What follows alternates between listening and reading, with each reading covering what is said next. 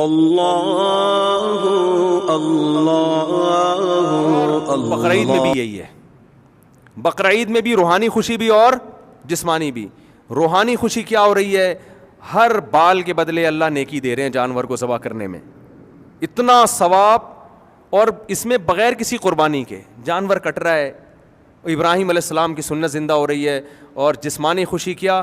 گوشت اتنی وافر مقدار میں، اتنا فریش میٹ آپ کو پورے سال اتنا ایسا نہیں ملتا، اور وہ گوشت بھی وہ جس کی نسبت کس کی طرف ہے؟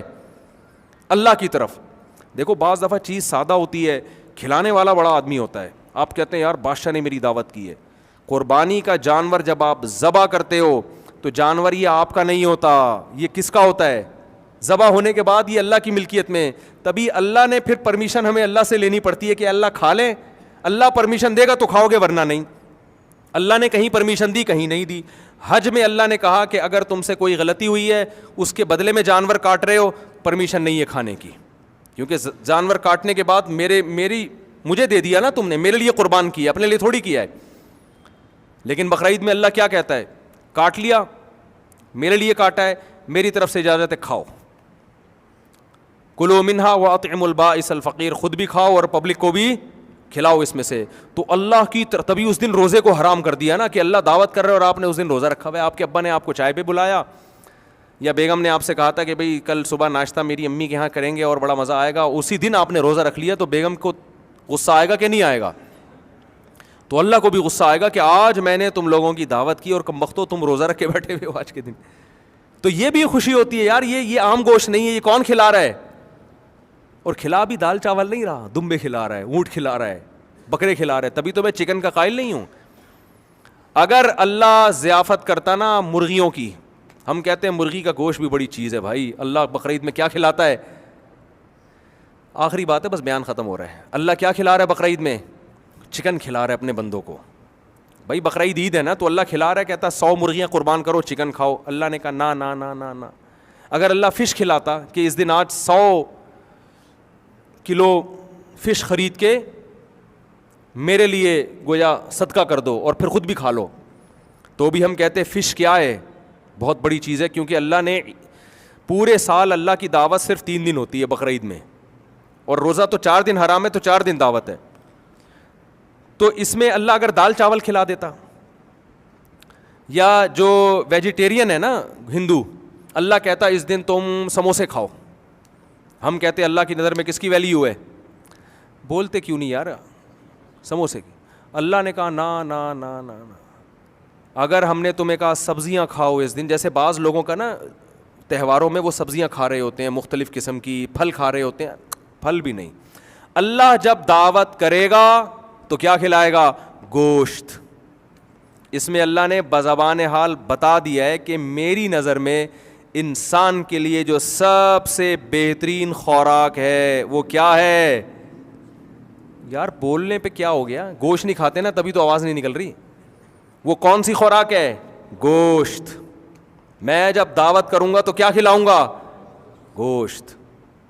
نمبر 2، گوشت میں بھی فش نہیں، گوشت میں بھی مرغی نہیں، دمبا، بکرا، اونٹ یا بچھڑا، گائے۔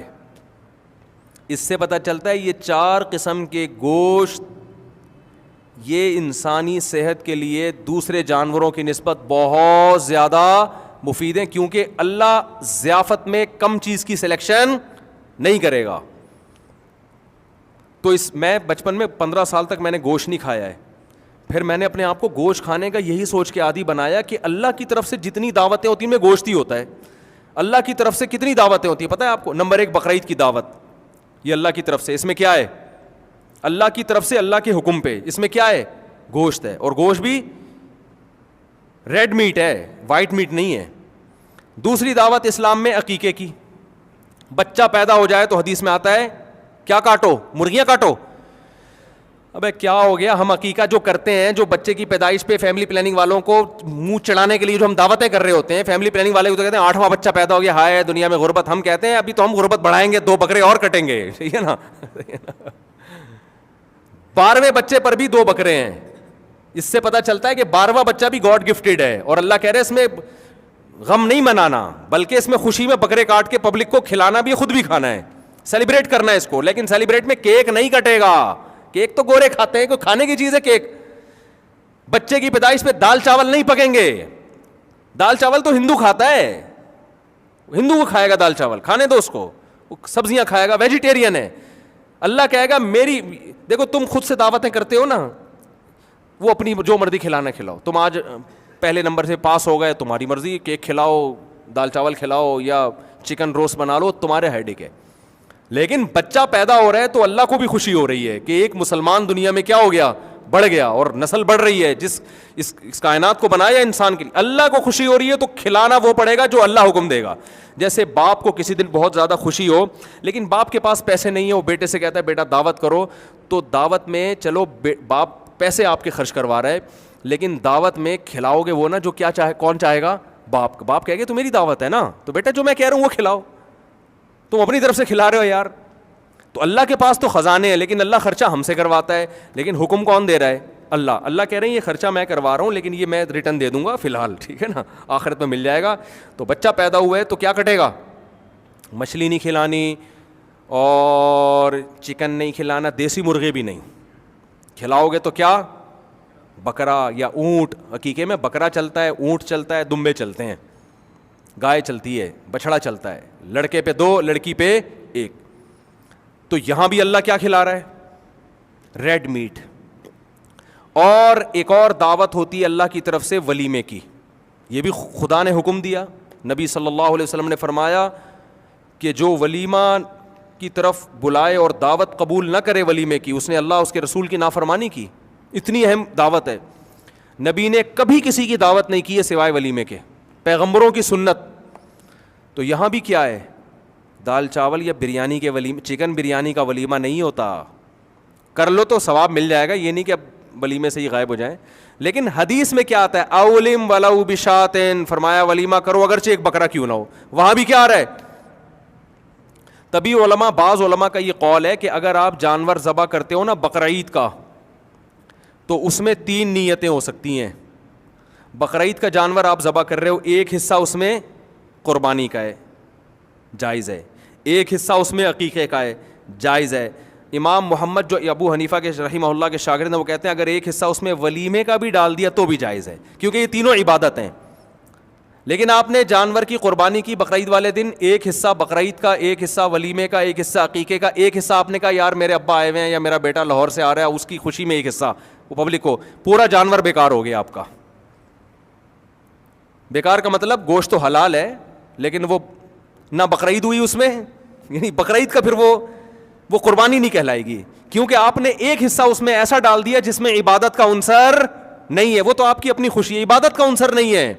عبادت کا عنصر 3 قسم کے دعوتوں میں, ایک ولیمے میں, ایک عقیقے میں, اور ایک جو بقرعید کو ہم جانور ذبح کرتے ہیں اس کھانے میں بھی عبادت کا عنصر ہے.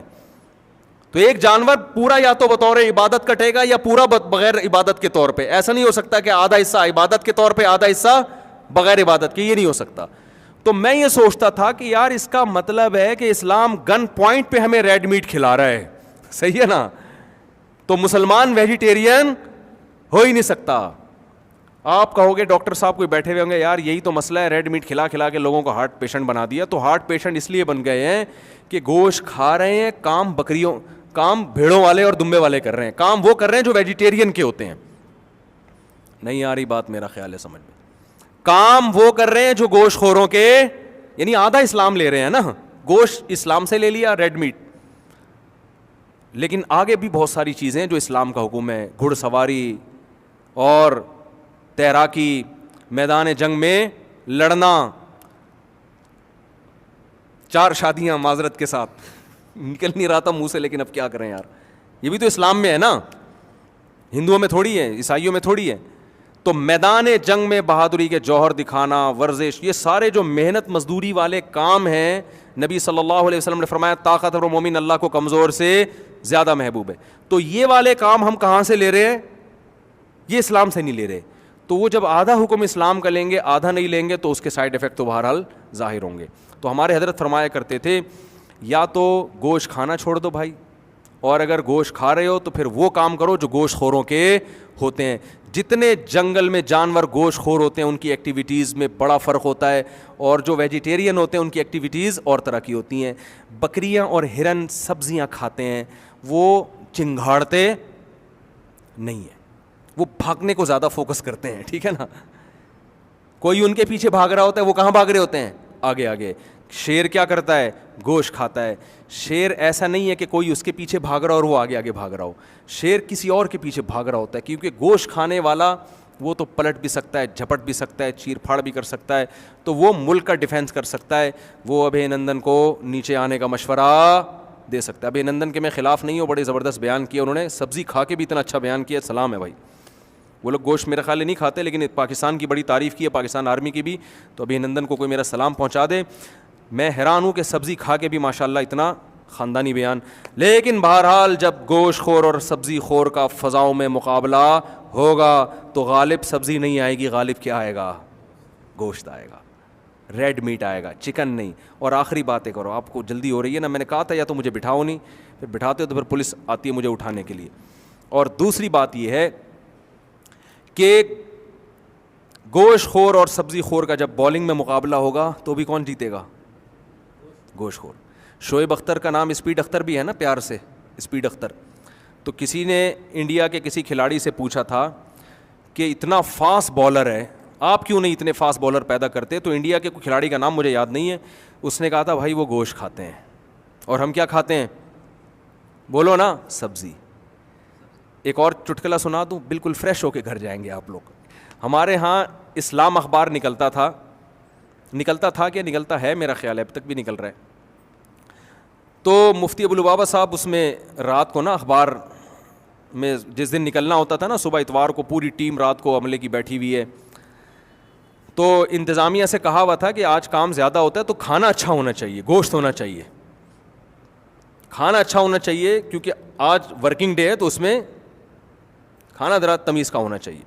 ایک دن وہ انتظامیہ نے کیا کیا, صبح اخبار نکلنا ہے, کھانا ان کو کوئی دال چاول ٹائپ کی, میں دال چاول بہت شوق سے کھاتا ہوں, لیکن ایک مثال دے رہا ہوں کہ وہ کہیں سبزی وبزی لا کے رکھ دی. صبح کیا ہوا ہے, اخبار جب مارکیٹ میں گیا ہے تو پرنٹ دھندلا, خبریں کیا آ رہی ہیں, دھندلی, نظر ہی نہیں آ رہی. اور وہ انتظامی حرکت میں, یار یہ کیا ہو رہا ہے؟ تو حضرت مفتی ابو لبابہ صاحب میرے استاذ ہیں, انہوں نے فرمایا کہ جب دال کھلاؤ گے تو پرنٹ کیا آئے گا؟ جب دال کھلاؤ گے تو پرنٹ کیا آئے گا بھائی؟ دھندلا آئے گا. تو پرنٹ اگر صاف نکلوانا چاہتے ہو تو جو ملازمین ہیں ان کو کیا کھلانا پڑے گا؟ گوشت. تو اگر آپ کو 4 شادیوں کا فلسفہ سمجھنا ہے تو اس کے لیے آپ کو کیا کھانا پڑے گا میرے بھائی؟ گوشت. پھر پرنٹ کیا آئے گا؟ پھر پرنٹ دھندلا نہیں آئے گا. اگر آپ چاہتے ہو, دیکھو جتنے باڈی بلڈر ہیں میٹ کھاتے ہیں نا, گوشت کھاتے ہیں ماس پیدا کرنے کے لیے, تو خیر یہ کہاں سے کہاں